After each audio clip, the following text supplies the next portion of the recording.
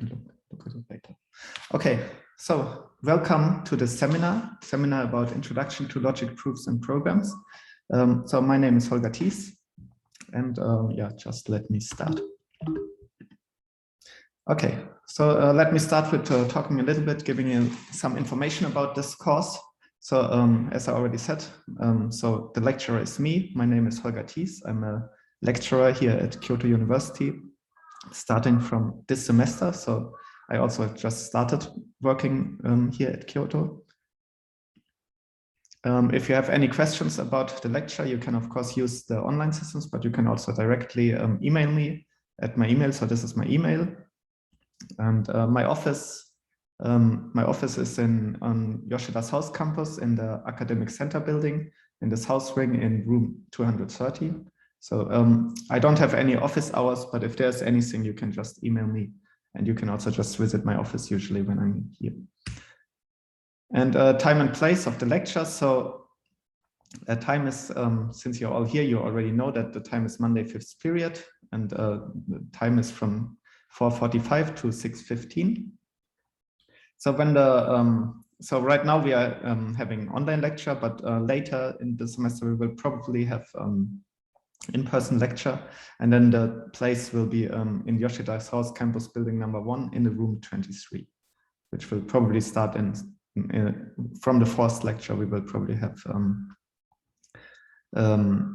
in-person lectures. So the first 3 lectures will be online.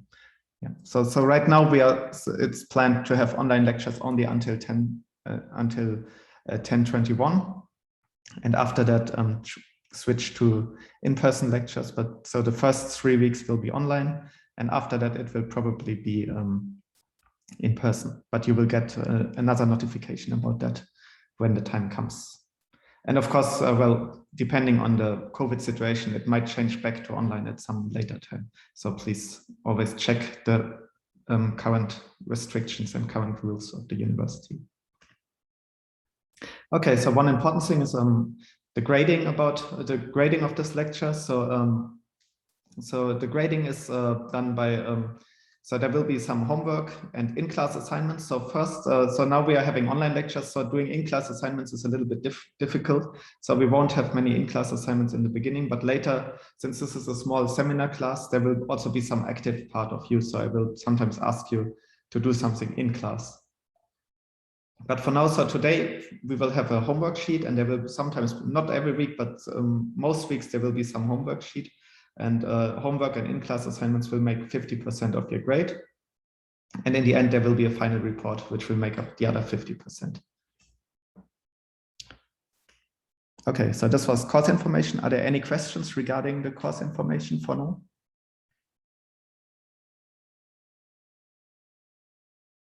Okay, so I guess no questions. Then let me continue with what we are going to learn in this course. So this is a seminar course, and it's a pretty new course. So I will propose a couple of topics which we might discuss in the lecture. So we will probably not talk about all of those topics. And also the order might change a little bit depending on the progress in class. But some of the possible topics that we will talk about is, well, the first one is propositional logic, what we will talk about today. Then we will extend propositional logic to something called first order predicate logic. So those 2 topics we will cover for sure. And then we will go a little bit more into some more advanced or some more advanced topics. So we will look a little bit at something called computer assisted theorem proving. So we will look at how to do mathematical or like proofs with a computer. We might look a little bit at functional programming. So we might also skip this part. So it's not sure if we will do this, but if we have time, we will look a little bit at functional programming. And then we will look at something called type theory, which is another foundation of mathematics that is often used in these kind of areas. And then we might also look at constructive logic. So constructive logic means that from a mathematical proof, so constructive logic enables us to go from a mathematical proof directly to a computer program. So from the proof, we get so it's called constructive because we construct some objects, and we actually get an algorithm to construct this object.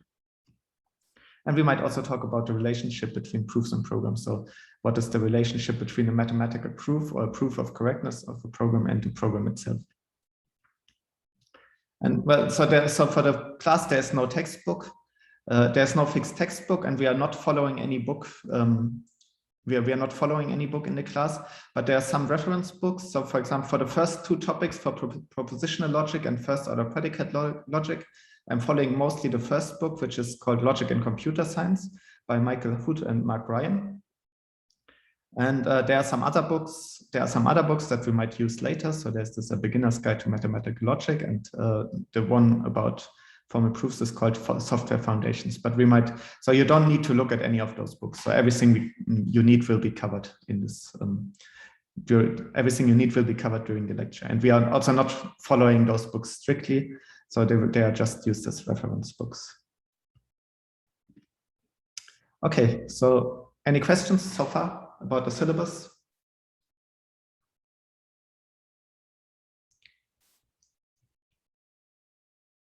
Okay, so no questions. Then I will just start with what we are doing today. So so in today's lecture, as I said, so today we are covering the first topic, which is called propositional logic. But first, I will give a short introduction in what logic is and what kind of things we are going to do in this class. And then we will learn what propositions are, what logical connectives are. We will learn about something called natural deduction. And if we have time, we will also learn about semantics of predicate logic. So I think the first topic, propositional logic, will take 2 or 3 weeks. So we will only start today and then continue next week. Okay, so what is logic? So, well, simply put, logic is the study of truth and reasoning. So we will look at some sentences, and then we want to formally study what we can reason. So we will have a bunch of sentences and formally study what we can reason from the sentences, what we can follow from the sentences, what kind of sentences are truth and which are false. Logic is quite an old science, so it goes back to the history of science itself, one could say. So it has a more than 2,000-year-old history, going back already to ancient Greece. For example, Aristotle and other philosophers already worked on logic. But the logic we cover in this course, which is called formal logic, which is also one of the foundations of mathematics, and which is the formal study of logical systems. This is a rather recent discipline, which was founded in the 19th and beginning of the 20th century. The formal logic was founded, and this is what this course will cover. And this course also has a little bit of a practical perspective. So we want to use formal logic. We want to use logic as a basis, for example, for computer science or for mathematics. And what I mean by this is that we can use logic as the basis for automated reasoning. So that means we can use this as a basis for a computer doing automatically mathematical reasoning, or reasoning from taking in some formalization of statements and then putting out what we can follow from those statements. And also something called proof assistance. So we will look a little bit at proof assistance during this lecture. And what is a proof assistant? So a proof assistant is a computer program where you prove mathematical statements. And then first the computer, so what is a mathematical proof? A mathematical proof is just a bunch of rules you need to follow. So a certain set of rules so if you prove something mathematically, you give the steps you have to follow. And if you make this very precisely, then anybody can check the proof and will see that there's no mistake. And this can even be done by a computer. And this is what a proof checker does. So a computer can check a mathematical proof, and a proof assistant, but for a computer to check such a proof, it has to be written in a computer language, so a language that the computer understands, and it has to be very precise, so there can be no omitted steps. And the proof assistant is a program that helps you building such proofs. Okay, and there's also another, what we discuss in this course will mostly be formal logic, but there's also an area called informal logic. So what formal logic is, in formal logic, we evaluate an argument we evaluate if an argument is valid or invalid by analyzing the sentence structure. So we will see some examples soon, but so for now, formal logic doesn't take the sentence itself, so not the content of the sentence into account, but just the structure. So we look at the structure of the sentence and then analyze if it is a valid or an invalid sentence. So that means if we take some concrete statement, so if we take a concrete statement like today it is sunny, we want to translate this into a formal language. So we want to translate this into formulas and then prove their validity following some clearly specified rules. So we want to check if the sentence is true or not by just following some simple mathematical rules. On the other hand, informal logic looks at the content of the sentence. So informal logic is more a philosophical discipline where we look at how an argument is used in context and deals with the interpretation of natural language and so on. So we look at the sentence, look what it means, also think about the context in which the sentence is used. So if it's a political sentence or something like that, the political context in what it is used, and we look at the language that is used. But in formal reasoning, we don't do anything of this. We just translate it to a formula and then reason just by looking at the structure. And here we will only deal with formal logic and not with this is not a class in philosophical logic or in informal logic. So we will only deal with formal logic, and especially we'll look at some applications to computer science and mathematics. So maybe this is also a good, so this is maybe a good time to ask you a little bit about your background. So are most of the students science majors, I think? Is this true? So who of you is a science major? Can you raise your hand if you're a science major? Does engineering count as science major? Yeah, okay. I mean science or engineering, yes. Okay. So yes. So one engineering major, one. 2, 3, no, 2. Majoring economics. Economics, okay. And any of you have any experience in programming? So ever done any programming? Okay, also 2. Okay, yeah, so that's very nice. Yeah, so you don't have to have any programming knowledge in this class. So also I think there are also some interesting applications to economics. So what we will do in this class is learn about formal reasoning in a formal setting, which can be applied to many disciplines. But since well, I'm from a computer science background too, so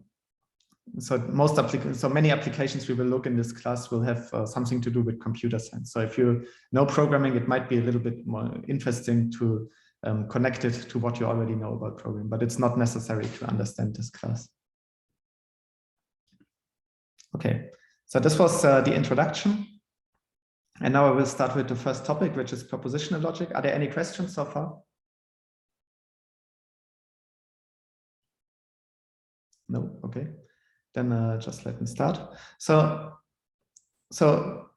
in a simple form, what is logical reasoning? So in logical reasoning, as I said, we look at some sentences. So we look at sentences in natural language. So in this class, we will take English sentences and look at them. So for example, we can look at the sentence: if the train arrives late and there are no taxis at the station, then John is late for his meeting. So this is a perfect English sentence, and there's some meaning of this sentence. And then we can have a second sentence which says John is not late for his meeting. And a third sentence which says the train did arrive late. So and then we think about what we can reason from those sentences. So how can we, what is we can reason from the sentence? So one thing we can reason from this sentence is that it follows there were taxis at the station. Why? Because the first sentence, if the train arrives late and there are no taxis at the station, then John is late for his meeting. But we know John is not late for his meeting, so the train arrives late and there are no taxis at the station cannot be both true. But we know that the train did arrive late already. So the first part is true, the train arrives late. So if there were no taxis at the station, then John has to be late for his meeting, which is what the first sentence says.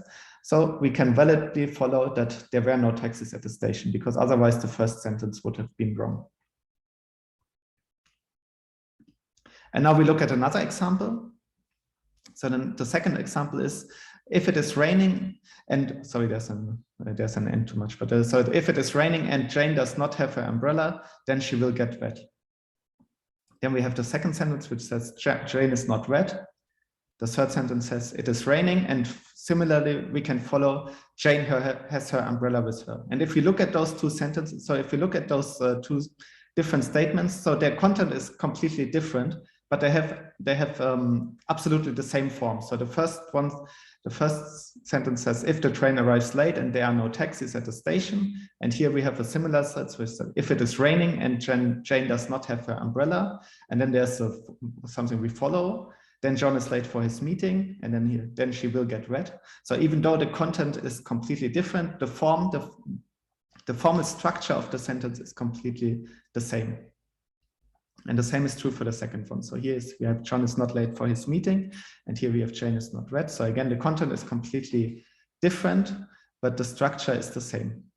And then we can follow the same. So what we want to do is we want to abstract from those concrete meanings of this, so from concrete sentences, and go to a formal language that will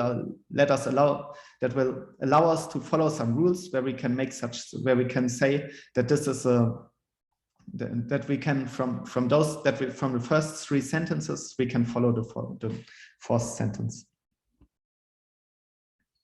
Okay, so what do I mean by analyzing the sentence structure? So let's look again at the first sentence. So if the train arrives late and there are no taxis at the station, then John is late for his meeting. The second one is John is not late for his meeting. The train did arrive late. It follows there were taxis at the station. So we can put this in we can take some of those sentences and assign letters to them, so assign variables to them, and then rewrite the sentence in a formal setting.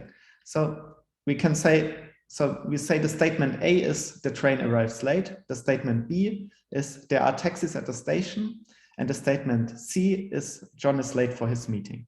So then if we translate this sentence in this formal setting, then we have, so if A, so A was the train arrives late, if the train arrives late, and if not B, so B was there are taxis at the station, and this is there are no taxis at the station. So if A and not B, then C. So then John is late for his meeting. The second sentence, John is not late for his meeting, means not C.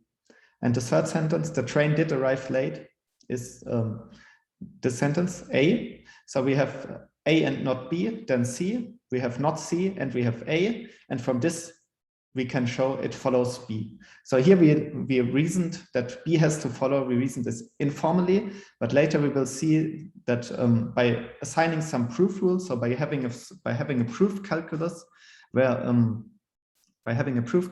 we follow some mathematical rules strictly, we can, if we have those three statements, then we can follow B. And if the sentence has a different structure, like this one, so if it is raining and Jane does not have her umbrella, then she will get wet. Jane is not wet. It is raining. It follows Jane has her umbrella with her. If we do the same translation, so map the first thing to A, it is raining.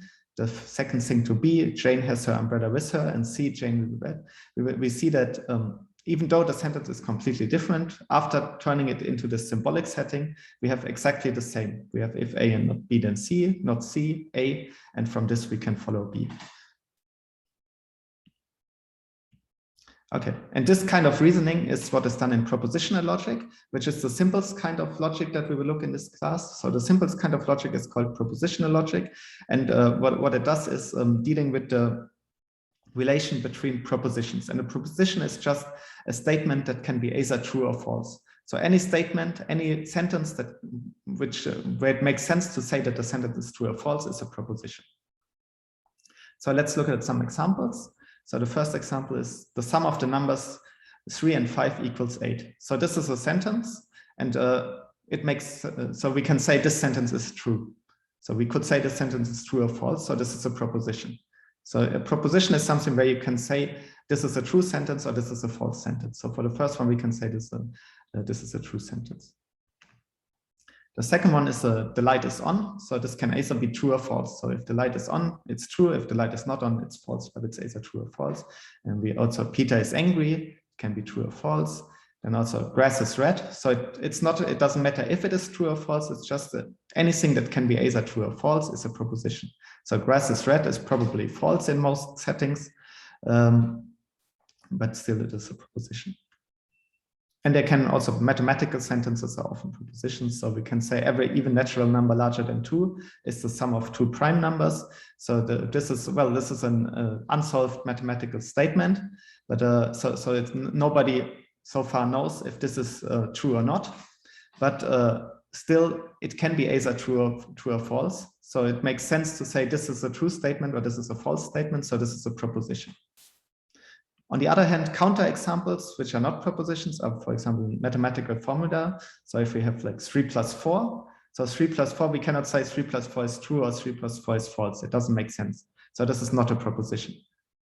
So 3 plus 4 is some number. It's not true or false. It's something else.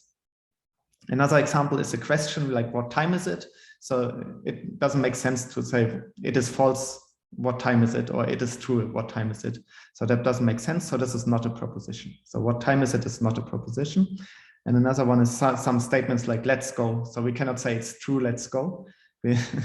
Or it's false, let's go. So this is also something that cannot be either true or false. So it's not a proposition. So proposition is something that can be either true or false. And everything that doesn't fit into this is not a proposition. Questions so far? Okay. Okay, so this was just what propositions are, and now we will learn how to write sentences in a formal language. So we want to formally reason about statements, and that's what we do is certain sentences, so certain parts of the sentence we will consider as atoms, as atomic propositions, and then replace them by variables. So we will see some examples soon, but before that, we will also introduce how to connect them. So what we do is we assign symbols. So we usually in logic, it is common to use lowercase letters like P, Q, and R for atomic propositions. Or if there are many variables, then it's more common to use counters like P1, P2, plus P3. But so that's usually the variables names that we use. And they are assigned to atomic sentences, and then they can be composed to more complex sentences. So P could be, for example, in the previous example, something like there are taxis at the station, or the train is late, could be Q, and then we can combine them. And how do we combine them? Well, we also introduce some symbols to combine them. So you might have seen some of those symbols already in some math lectures. So they are common mathematical symbols, which are often used. So we introduce the following logical connectives to build more complex propositions from atomic propositions. So the first one is called the negation, so we can read it not P. So if we have a proposition P, then this symbol not P means if P was true, then this is false, and if P was false, then this is true. So if, you probably have already seen in some math lectures, it stands for if and only if. So not P is true, if and only if P is false. Then we have another symbol, which is the or disjunction. So this is read P or Q. So this symbol is read or. So P or Q means, so P or Q is true if at least one of P and Q is true. So if P is true, then P or Q will be true. If Q is true, P or Q will be true. But if both of them are true, this will be true. But if both of them are false, then P or Q will not be true. And we have the conjunction or and. So this is read and. So P and Q is true, well, if both P and Q are true. And another one is the implication. So the implication, P implies Q, stands for if P is true, then Q is true. And well, it is true if and only if P is false. So if P is if P is false, then the implication. So this kind of means if P is true, then Q is true. But if P is not true, then the whole thing will still be true. So P implies Q will be true. But if P is true, then Q also has to be true, because it stands for like Q follows from P. So P implies Q, means if P is true, then Q also needs to be true. And if P is false, then, well, we cannot say anything, so this will still be true. So those are the symbols that we will use all the time in this, which we will use to build some sentences. So we will now look at an example we will now write the example that we have seen already in this language. So again, this is the example with Rain and Jane having her umbrella. So we have seen this a couple of times now, so I don't need to read it again. But so we can. So now what we do is we choose some atomic sentences, so some atomic propositions, and assign them to variables. So the first thing is, the first part of the sentence is, it is raining. So we assign the variable p to it is raining, and the variable q to Jane has her umbrella, and the variable r to Jane is red. So we have three variables, p, q, and r. P stands for it is raining, q for Jane has her umbrella, and r for Jane is red. Right? And then what we want to do, we want to define some rules that would allow us to make this reasoning. So the first part is, if it is raining and Jane does not have her umbrella, then she will get red, becomes p and not q, implies r. So if p and not q holds, then r holds. Then we know the second sentence is not r, and the third sentence is p, and it is raining is p. And from this, so we want to now define some rules that says, if we have those three formulas, then we can follow from this Q. And this is called what is called a proof. So the rules that we have to follow is called a proof calculus, and we will look at a simple proof calculus from now. But first let me first let me go through some conventions about how. So if we have if we combine propositions with formulas, so if we have formulas, we have to fix some conventions. We have to fix some conventions on how those So we have to fix some convention how strong each of those operators binds the variables. So if we have a proposition like P and Q implies not R or Q, so it's not in the beginning, it's not clear how to read this. So it could be, we could have first P and then Q, and then the inner part Q implies not R or Q. So we have to fix the rules and which of those operations binds stronger than the other one. So, well, first, what we can do, we can always use brackets around statements. So we can use brackets to make clear which should come first and which should come later. And if there are no brackets, then we have to fix the convention. And the convention is that the order from strongest to weakest bindings is as follows. So not is the strongest one. So that means if we have not R, this will come first. Then the second strongest one is AND. So this P and Q will come first before the implication. Then the next strongest one is OR. So next will be this part. So not R or Q.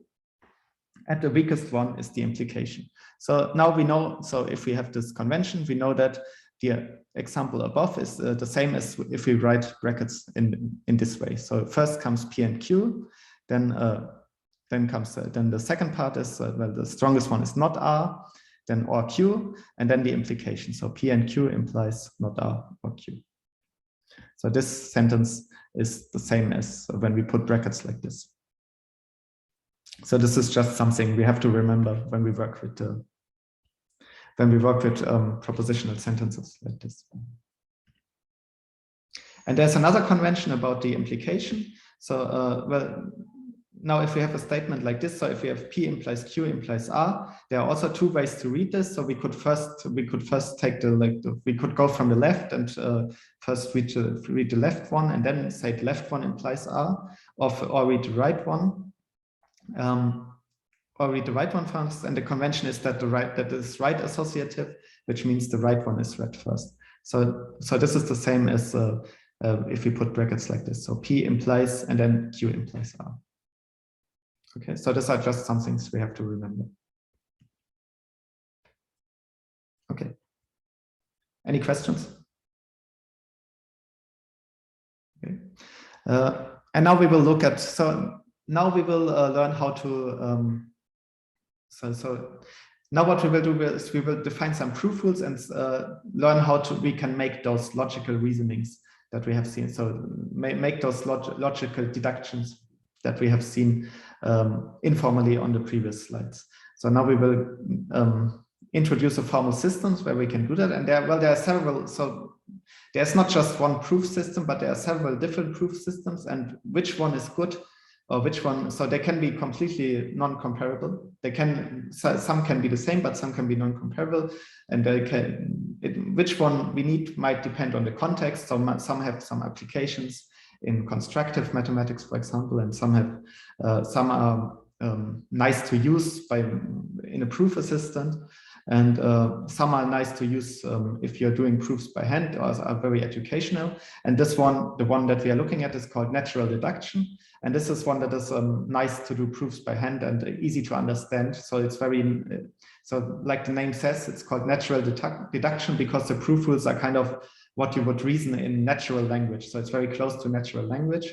So it's so the proof system is good for educational purposes and good for to get used to such a formal system. And yes, so this is what we are looking at.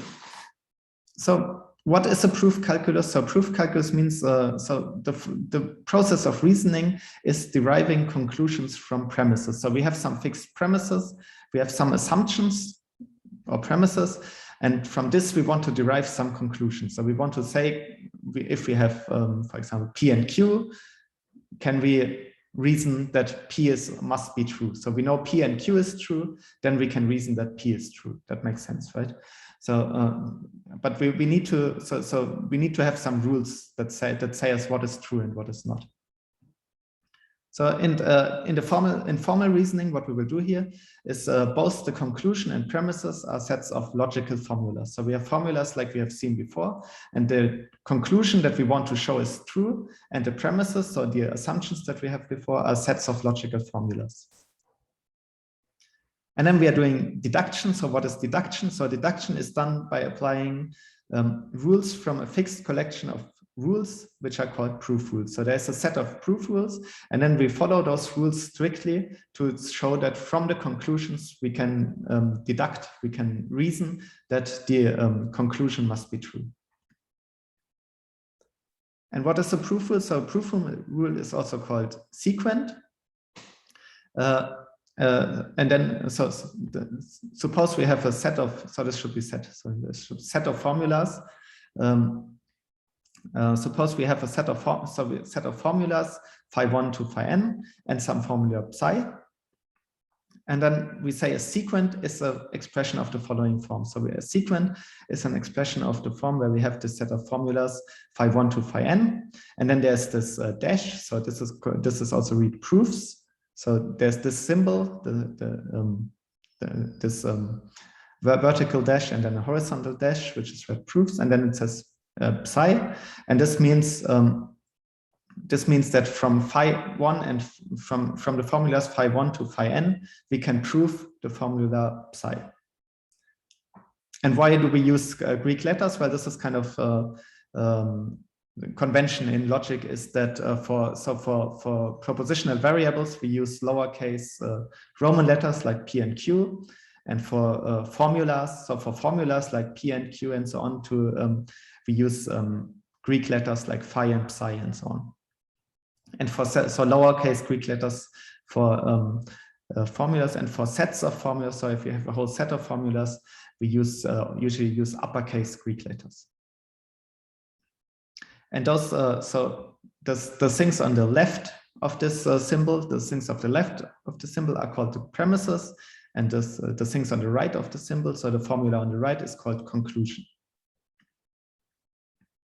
And we say that such a sequence is valid if a sequence of proof rules can be found that allows to infer psi from phi1 and phi n. And what we mean by infer is following the proof rules that we will define now on the next slide.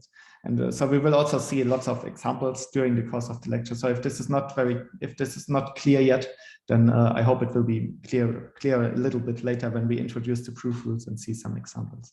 So I will go through the proof rules yet, but I'm switching to handwritten.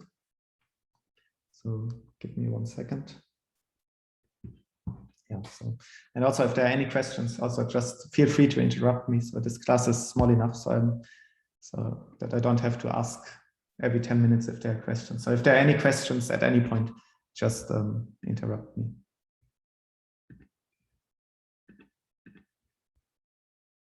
Okay, so I will switch to the iPad now. Okay, can you see the iPad now? Yeah. Okay, good. Okay, so what I want to do next is we want to introduce the proof rules that we have in natural deduction.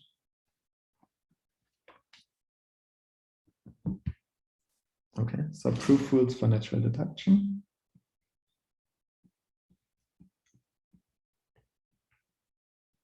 Proof rules for natural deduction is what we will do now.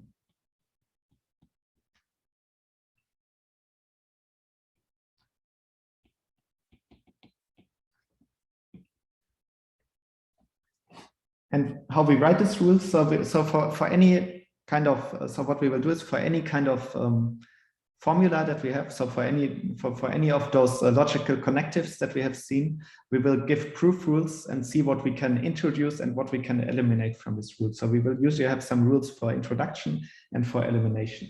So the first one is called end introduction. So end introduction.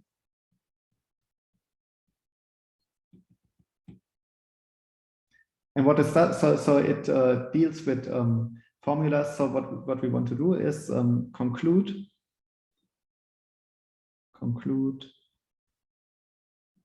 from. So we have a formula. We have a formula like phi and psi. So this means phi and psi, and we already know. So we already have proven that phi and psi that this formula holds. And then we will want to. We already have proven that phi and psi hold separately, and then we want to introduce. So we want to follow that phi and psi hold. So so conclude from. So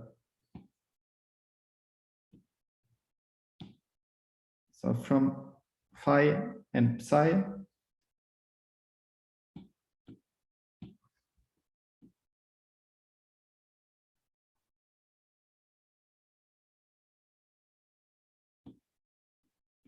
That phi and psi holds.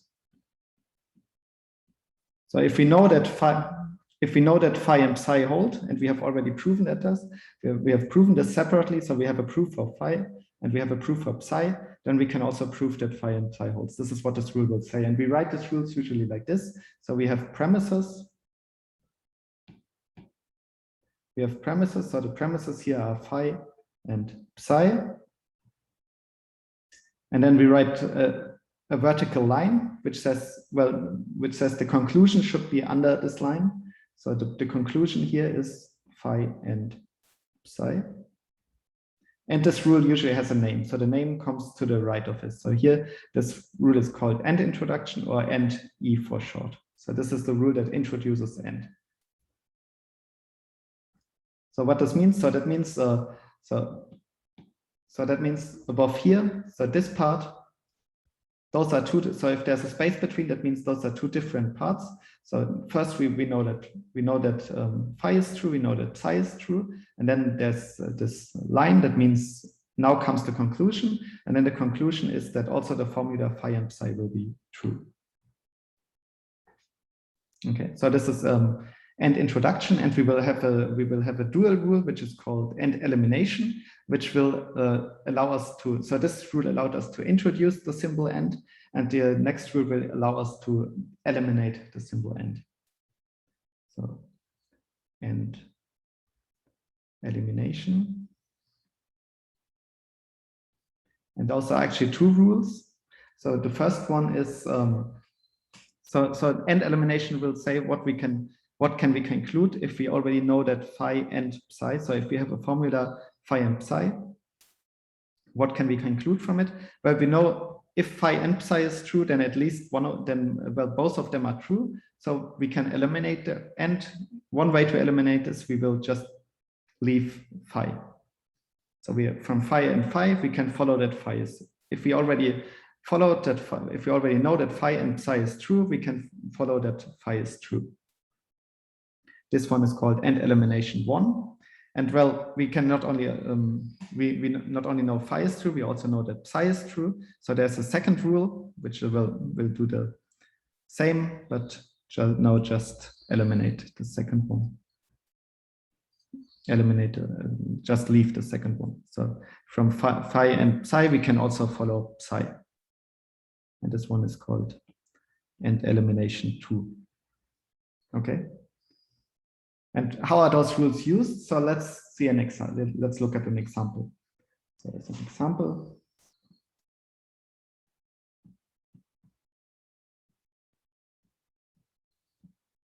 So we want to prove a sequent. So we prove the following sequent. We have P and Q. We have R. So those are the premises. We have the premises P and Q, and the premise R. And what we want to conclude, so the conclusion, what we want to show is a valid sequent, is Q and R. Okay, so now how is this proof? So and we only have seen one proof rule so far. So this is the only thing we can. This is the only thing we can use so far. So we only have this one rule, and we will. So how does this usually? So how does a proof in the system usually look like? Well, first we write down the premises. So we write down the premises that we have. We have the premise P and Q, and we have the premise R. And usually, so it's common that we also numerate the lines. So we numerate the first. So this is the first line. This is the second line, and then we also say where this comes from. So this is premise, and this is premise. So this is just the things that are on the left of this of the proof symbol. Okay, so this is how we start, and now we have to apply, and we want to end up. So in the end, we have to follow the rules and then end up with the conclusion. So we have to do some steps in between here and then end up with Q. In the end, we want to have Q and R in the last step. And what we can do is just use the rules we have seen. So let's take again a look at the rules. So we have only 3 rules so far. So we have end introduction, and we have the 2 end eliminations. So what is the first thing what we could do? Well, we have P and Q, but here in the conclusion here, there's no P. So let's get rid of P first. So in the third line, we now conclude from what we have. We can, by applying this rule, we can conclude Q. And how do we do this? So here to the right, we write the rule that we applied. And which rule did we apply? So we have P and Q. So we have here. So this was P and this was Q, and we want to get Q from this. So this is end elimination rule number 2. So end elimination 2. So this is what we do. We use end elimination 2, and then we have to write on what we apply it. So what we input into this rule is the first formula, that is the premise that we have already shown. So we say end elimination of 1. Okay. So now what we have concluded is if we have P and Q, and if we have P and Q and R, then we can conclude Q by applying the end elimination 1 rule. Okay. But what we want to have is Q and R. So, but this is actually what we can do. So now we already know, that Q and R hold separately, because 1 is a premise and 1 we have just shown. So in the fourth line, in line number 4, we now use so now we want to introduce end, and there's only one rule for introducing end, the end introduction rule. So we apply the end introduction rule. And what do we apply it on? Well, so the phi here is what is written in rule number, what is written in row number 3. So we apply this to row number 3. And the second one The second variable, the phi here, is what is written in rule number in row number 2.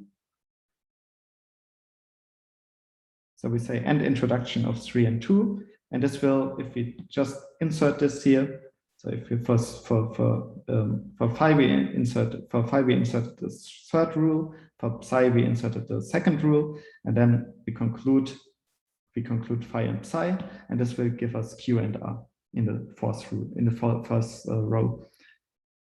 And then the proof is done, because this is what we wanted to show. So now we formally proved that if we have the premises P and Q and the premise R, then we can follow Q and R. So this was an example for a very easy formal proof, with just having the rules for AND. So has it become clear how this kind of reasoning works?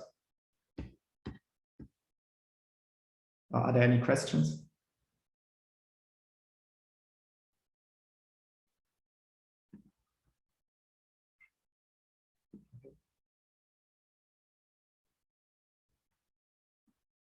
Okay, so we will see several more examples when we have more rules. So I think during the course of today, you will get more used to this kind of reasoning. Okay, so now we introduce several more rules. So we will introduce lots of rules, lots of proof rules, and then see several more examples. So the next one is, before we introduce negation, we will actually first introduce double negation. So let's see, rules for double negation. So what does double negation mean? So it means if we have a statement not P, we should reason that this is basically the same as P. So if a statement is not true, it means the statement is true. So those are the rules for double negation. So the first one is double negation elimination, and the second one is double negation introduction. So it just means that not phi and phi are basically the same. So we have a rule for not elimination. So if we have not phi, then from this we can follow phi. This one is called not elimination. And similarly, if we have phi, we can introduce not. So from phi, we can also follow not phi by not introduction. Okay, so this basically means that phi and not phi do say exactly the same thing. But so we still have to introduce a formal rule that tells us this, because otherwise those rules don't have any. So those symbols by themselves don't have any meaning. So they are just given meaning by introducing our proof rules. So now we know how to introduce double negation, and let's maybe see a little bit more complicated example. So again, an example. So the thing we want to show now is if we have the premises P and not Q and R, then we can prove. So P and not Q and R proves not P and R, right? So you can think a little bit about why this should be true, and then we will give a formal proof. So let's again start with, so a formal proof always starts with writing down the premises. So the first line is the first premise, P. So this is a premise. The second line is the second premise, not Q and R. And now we have to think about how to transform those premises so that we will have this statement. So how we can use our 5 rules that we have seen so far to show the conclusion. So the first thing is what we do. So here we look at this. We have not P. So we want to get not P. How do we get not P? Well, we already know P. So from the rule we have seen on the previous slide from not introduction, we can so we can introduce not by the not introduction rule. So and we have P. So we use this rule to show not P.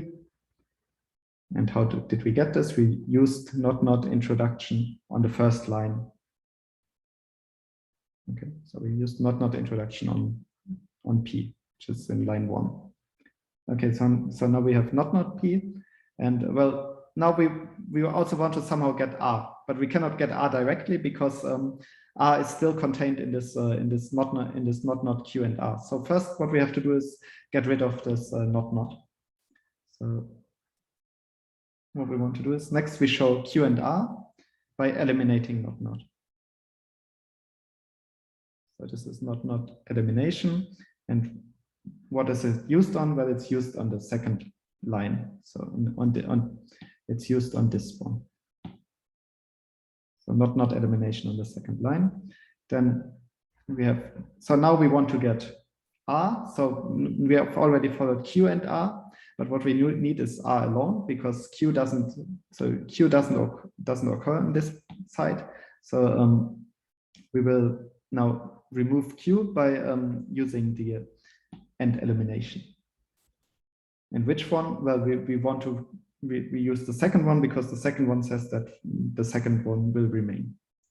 So we get R by applying the end elimination rule, second end elimination rule 2, on what do we apply it? Well, on Q and R, which is in line number 4. So not elimination rule on line number 4.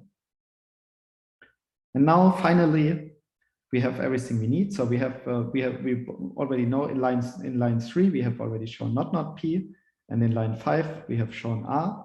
And now we just need to combine them using AND by AND introduction. So now we want to get not P and R using the AND introduction rule. And the first one is not P, which is in line 3. And the second one is what is in line 5.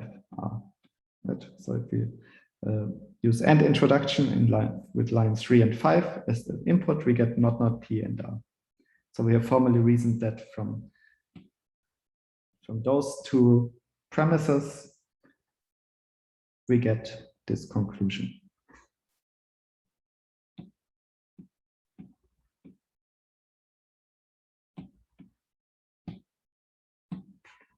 Okay, and so we will continue a little bit more introducing. So there are several rules so today's lecture will be mostly introducing all of the rules that we will have in natural deduction. So this will continue for the rest of the lecture, I think. Yeah, and again, if there are any questions, feel free to interrupt me. Okay, so rules for, so now we have to look at the other symbols. So we have seen so far and double negation, and we will introduce now the next one we will introduce is rules for implication.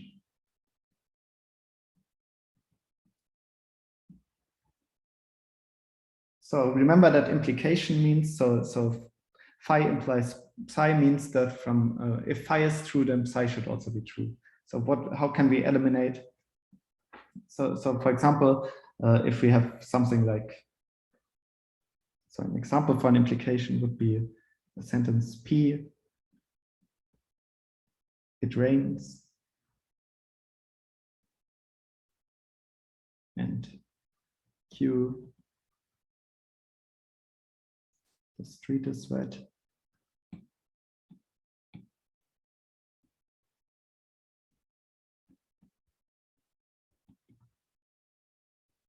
And then P implies Q would mean if it rains, then the street is wet, right?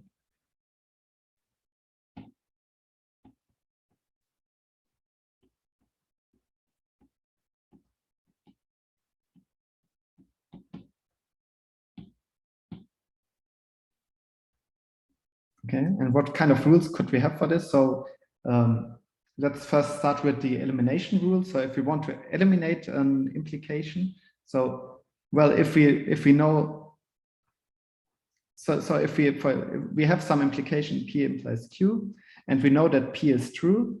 So if it rains, then the street is wet, and we already know it rains, then we can follow that the street is wet. So to put this in formulas, what does this say? So it means if we have a formula phi, and we have a formula that says phi implies psi, then what we can follow from this is psi, right? So if we already know phi, and we know psi follows from phi implies psi, then we can always follow psi. This is what the rule says, and this is called implication elimination, right? So this one is pretty straightforward, and maybe a little bit more complicated is, so what if we want to, so the next one would be introduction of implication. So implication introduction.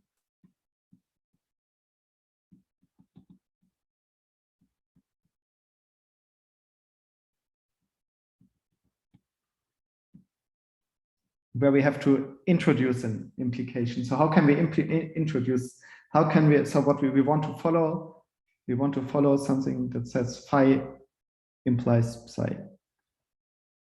And what could be on the top of that? So what is on the top of that? Well, so this is a little bit new thing. So where we cannot directly follow such a thing. But so what it means is,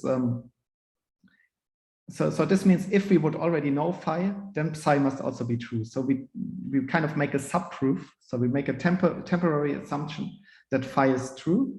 So we assume phi is true, and then we make a subproof where if we take phi as an assumption, then we can prove psi. So if we can somehow prove from phi, we make a temporary assumption that phi is true, and then somehow can prove psi, then we know that this implication must hold. And a subproof, for a subproof in this natural deduction scheme, we write a box around it. So this means this is a new proof where we temporarily assumed that phi is an assumption and then proved psi. And this is what is called the implication introduction rule.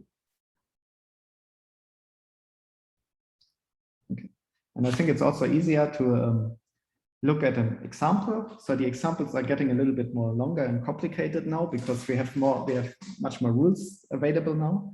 So let me show you the example. So what we want to show is we have the premises P implies Q implies R. So this is the first premise. We have the premise P, so we know that P is true, and we have the premise P implies Q.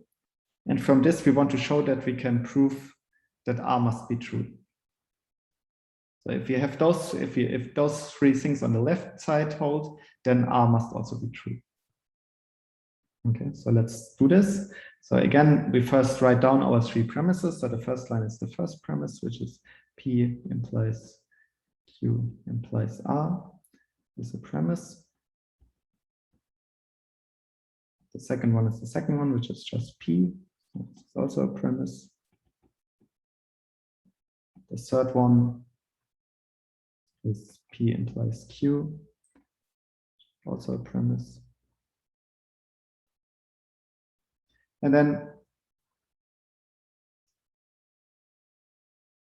then what we do is, well, now we want to, what we want to show is R. So let's first, so here we see that in the first premise here, so R is kind of contained in a longer chain of implications. So we have to break them up. So the first thing is what we do is break up. So eliminate the first implication, which we do by the implication elimination rule. So again, the implication elimination rule said that if we have a formula phi and we have a formula phi implies psi, then we can then we can conclude phi. Then we can conclude psi. So what we want to, and here what we have, we know P holes, and we have P implies Q implies R. So what this means that we can conclude that Q implies R holes. So this is what we do here. Q implies R,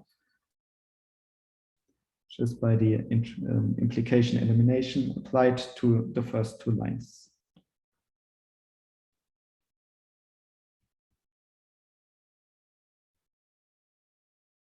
Okay. And now what we have to do is we also have to show that Q holes. So where do we get Q from? Well, so what we want to do finally is we want to again use, so what we want to do in the end is we want to show R. So we need to use the implication elimination again. We first have to show that Q holes. So this is what we do now. So we show that Q holes, but Q holes for this exactly for the same reason. So we know that P holes. We know that P holes, and we know that P implies Q holes. So we can again use the same rule, and from this get Q. So how did we get this? We use the implication elimination in the rule. So now what we input is 3 and 2. So 3 is the implication, P implies Q, and 2 is that P is true. So from this we get Q. And finally, we can do the same thing again to get R. So now we have already this one, and now we use the implication elimination again. This time on the 4th line and 5th line, which will then give us this, that R holes, and then we have concluded what we wanted. Oh, sorry, can I ask a question? Yes, sure. When we write the rule on the right side, we have to write down the numbers of the rules that we used in the that we substituted into the proof rule, right? Yes. When in this case, when we write implication elimination 1, 2, the order of 1, 2, is it the same as the one that is written in the proof rule? Let me check. Because I think if we sorry, yeah. So thank you very much. Very good question. Okay. Actually, so let's yes, you're completely right. One more question. The order should be the same as in the proof rule. Okay. So let's change the proof rule. Oh, okay. Yes, so the order should always be the same as in the proof rule. So that was my mistake. Thank you for spotting that. Thank you. Very good. Yeah. Okay, and I have one more question. Yes, sure. Is there going to be another example of this demonstrating the use of the implication introduction? Because I made another example for that. Okay, it will come now. It's a little bit longer, so I first made the one just for the elimination, but I will now give another example for the that also uses the introduction. Thank you. Okay.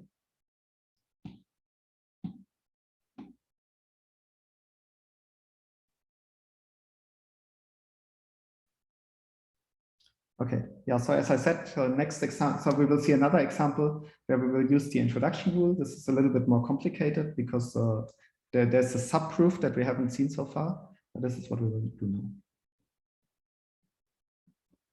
Example again. So now what we want to prove is P and Q. So we have P and Q implies R. And from this, we want to follow P implies Q implies R. Right? So if we have P and Q implies R, we can also prove P implies Q implies R. And for this, we will need the introduction rule because we will introduce one more implication. Okay, so just one premise. So let me give you this premise. So this is P and Q implies R is our premise. And now what we want to show next is, so next we want to show, so we want to show P implies Q implies R. So we need to introduce P implies something. So we need to use the implication introduction rule, which means we have to open a subproof. So in subproof, and we make the assumption that is on the left of the implication. So we make the assumption that P holds. Make a subproof. So let me just for opening. So for opening the subproof, for now, let me just write an open box like this. And in this open box, in the top, we will have the assumption P. So we call this assumption, but basically, so it means it's the premise of a subproof. So in the subproof, we make the assumption that P holds, and from this we have to prove that Q implies R. And we can also use, so we can use the things we prove inside the box and those things we prove on top of the box. So we can still inside the subproof, we can still use everything which is outside. So we can still use the premise in the first line. Okay. So, and we want another implication. We want to prove another implication where we will also use the introduction rule. So we want to prove the second one, Q implies R. And so we open another box where we now have the assumption, this is here to the left, which is Q. Here Q is the assumption. And now we have to prove that R holds. Okay, so how do we do this? So first we prove P and Q holds. Because we have already, so we have two assumptions here. We have in the new box, we have the assumption Q, and in the previous box, we have the assumption P. So we now can prove that P and Q holds inside of this box. Inside of the subproof where we have those two assumptions, P and Q holds, right? Because we can use end introduction on lines 2 and 3. Okay, so we know P and Q holds, and now we will prove that, now we can prove that also R holds. Because we have this premise in line 1 that says if P and Q holds, then R holds. So P and Q implies R, that's what we have, and now we can use implication elimination to show that from those two R holds. Okay, so implication elimination on line 1 and 4.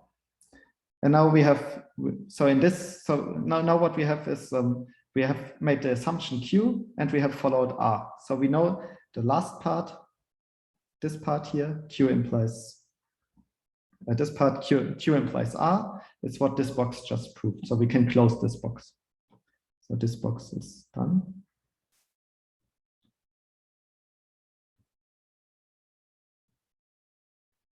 Right, so from this box, we can now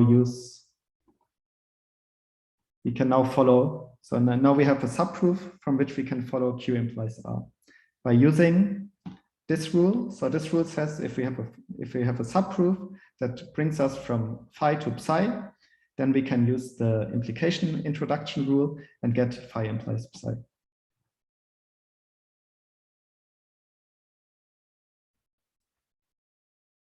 And here we use the whole box, so we can just say from 3 to, so using the lines from 3 to 5. So if we have a box, we can, or if we have several lines and they are used in this order, we can just say 3 to 5.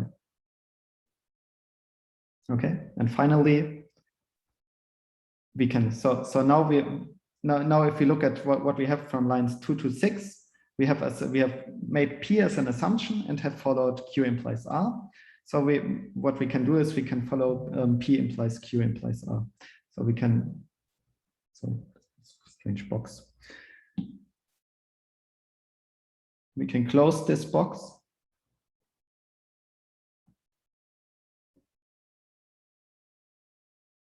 And then follow P implies Q implies R by again using introduction. By using implication introduction on this outer box, which is from lines 2 to 6. Did this become clear?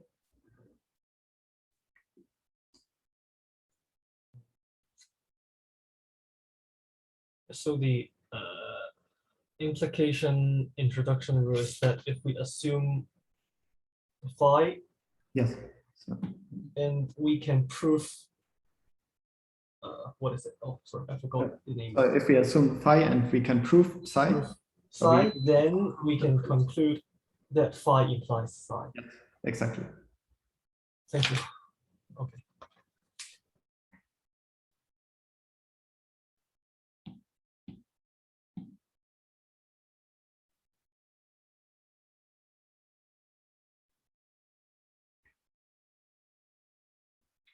Okay, and similar, we have some more rules. So we have rules for disjunction.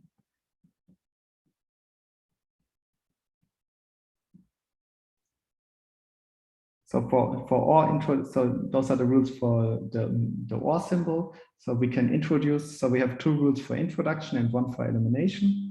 So the ones for introduction are quite easy.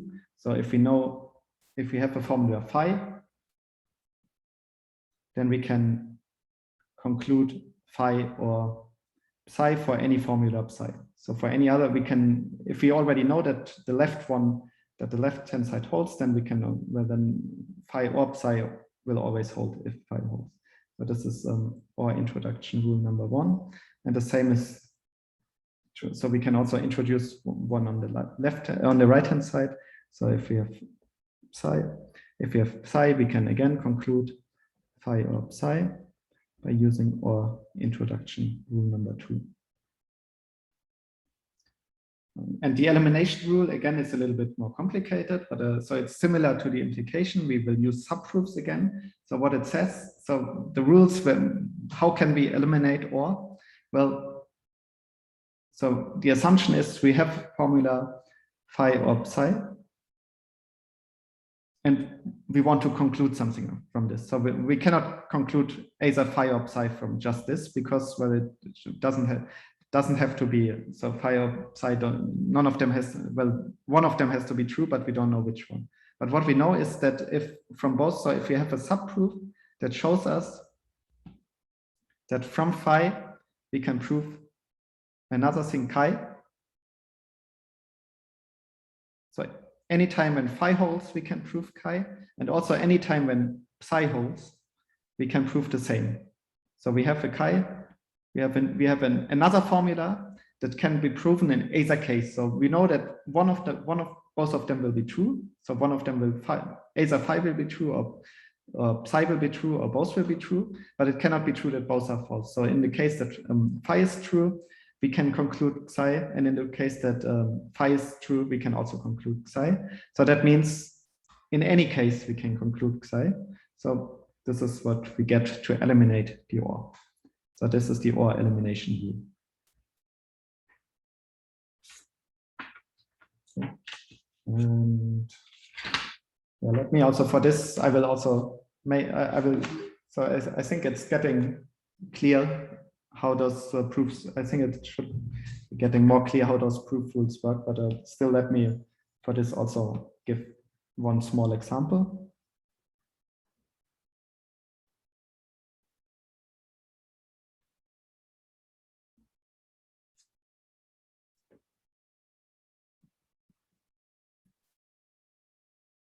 So what we want to prove is if we have P or Q, we can prove Q or P. So we can just change the order of the symbol. So the order of the symbol doesn't matter. So when we do the same, it's always P or Q is our premise.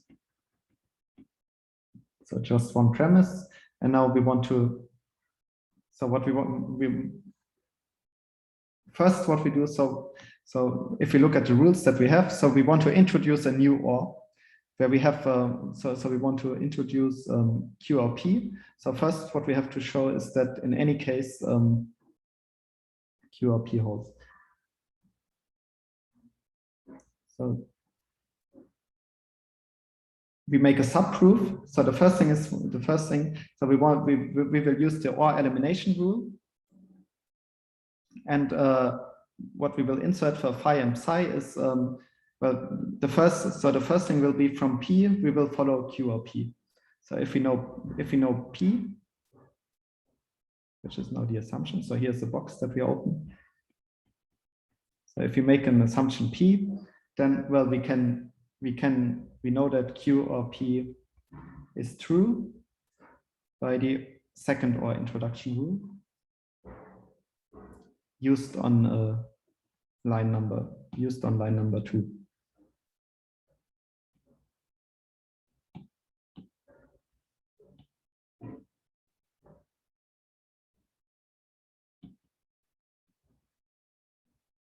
Yeah.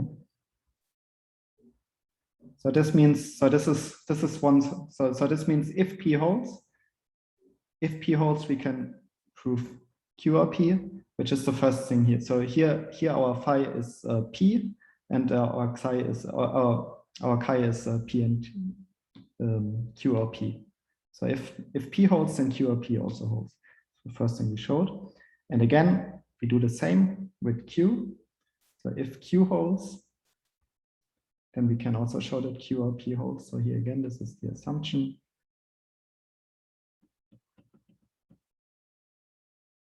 And now this is the this is the other OR introduction rule. So this is OR introduction rule 1 applied to the assumption 4. So this again is a subproof.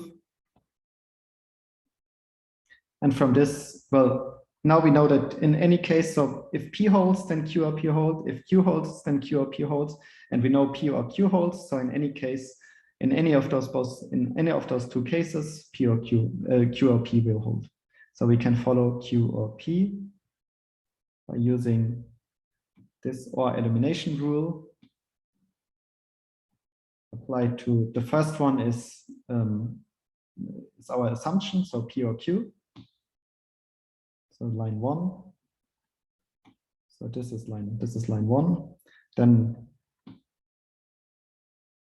from P we can follow Q or P, which is line 2 to 3, and from Q we can follow. Sorry, I forgot one line.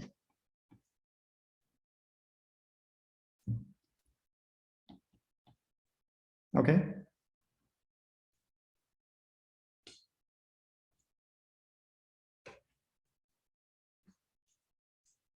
And now, so I think for the remaining rules,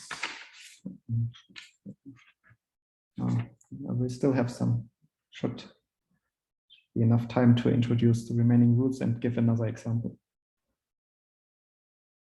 Okay, so what we have seen so far is AND, OR, implication, and double negation. But what we haven't seen yet is so like simple single negation. So now we will introduce the rules for negation.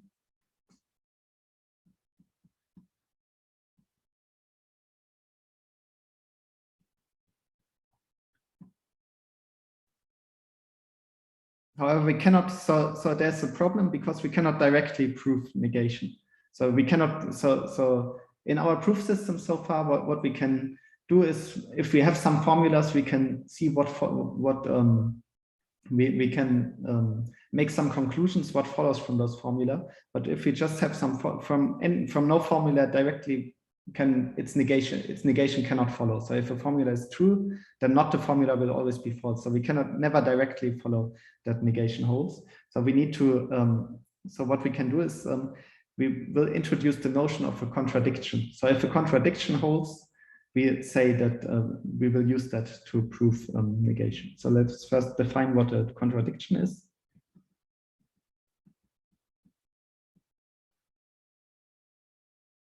So a contradiction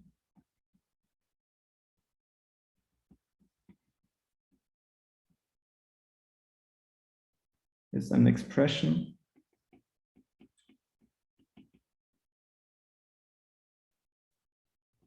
of the following form. So a contradiction is if we have phi and not phi, or not phi and phi. So this is just our definition of a contradiction. So whenever we get this, then this means we have shown a contradiction. And if we, it can be shown that all contradictions are actually equivalent in a certain sense that we will learn later. But for a contradiction, we write a single symbol. So we write this bottom symbol. So bottom, this symbol is red bottom, and this is short for contradiction.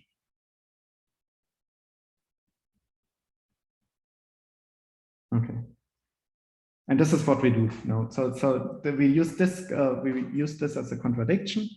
We use the symbol for a contradiction, and we have to introduce. So we need some rules for introducing and eliminating contradictions. So what do we get as for an introduction? So the first rule is how do we get bottom? Well, we get it by eliminating not. So we get, if we have, so it says, the first rule basically says that that this is the definition of a contradiction. So if we have both, if we can conclude phi and we can conclude not phi, then we can conclude bottom. So this is not elimination rule. And the second rule is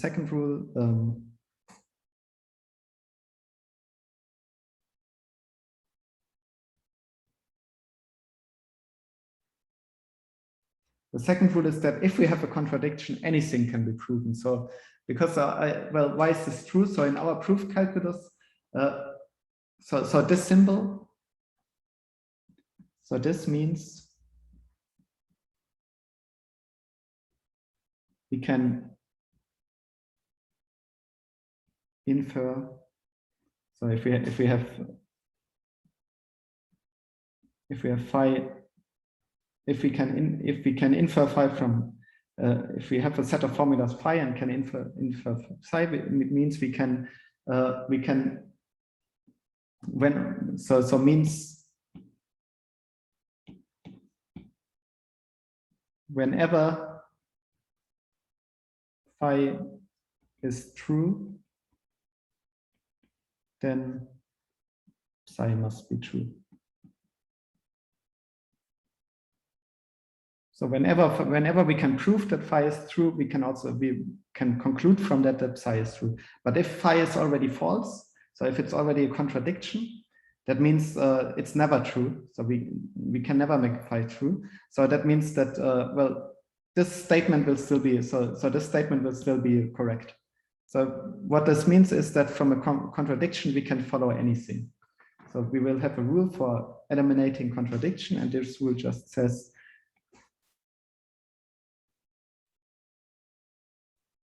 so it's the contradiction elimination rule, and this just says we can follow any formula phi from a contradiction. Yeah. So if we have already a contradiction, everything can be followed.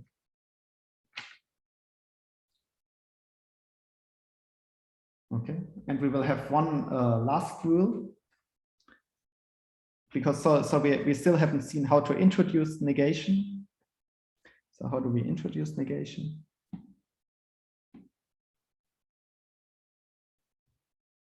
So this will be the last rule, and then I think time is already up.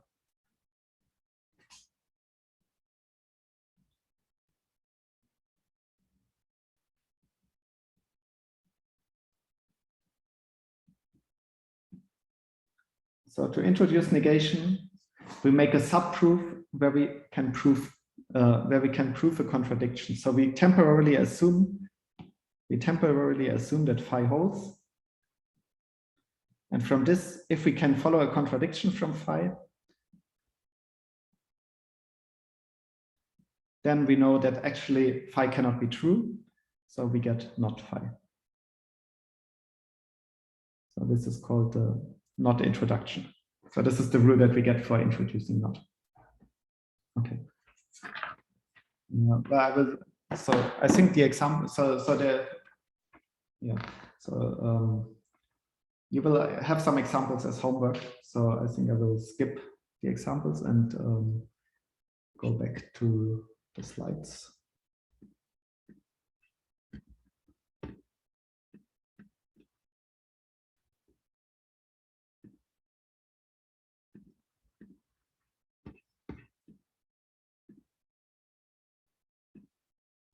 Okay, so on the slides, there's a summary of all the rules that we have seen so far.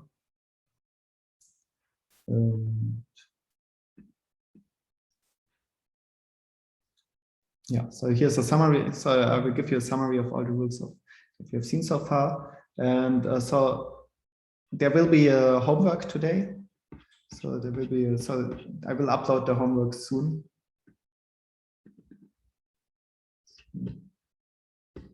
Look at the homework. So I will change it a little bit because we couldn't cover all what I expected to cover today. But so homework will be mostly, so there will be, so so it will be a little bit shorter than what you see here. But so the first exercise is just formulating some statements in natural language in formulas. So just using this logical connectives that we have seen, and then express the sentences in propositional logic. And also explain, so you will have to introduce some variables and write down what this means, what the variables mean.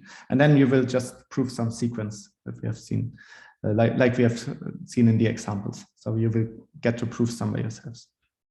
Yeah, so that's the exercise. And are there any questions? Maybe so submission date is the day before the lecture next week, and you can submit. So I will upload it in Panda. So the sheet will be uploaded in Panda in maybe 1 or 2 hours, and then you can also upload. So you can do a handwritten. You can handwrite your exercise and just upload a picture or something or whatever you want. And if there are any problems, just contact me by email. Okay. Any questions about today's lecture? Or the homework, or organizational, or anything?